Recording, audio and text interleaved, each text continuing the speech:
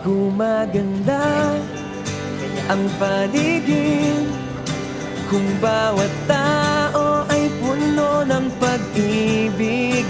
Napapawi ang bighati, masilayan lang ang iyong ngiti. Okay gandang isipin ang isang mundong puno ng pag-ibig.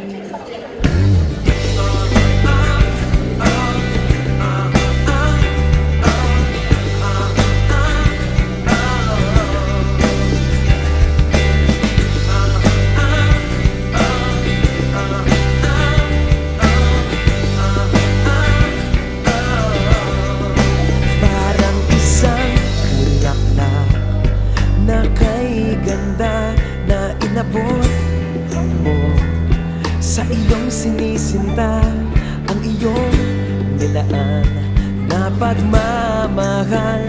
Ang dulot nito ang tunay na ligaya.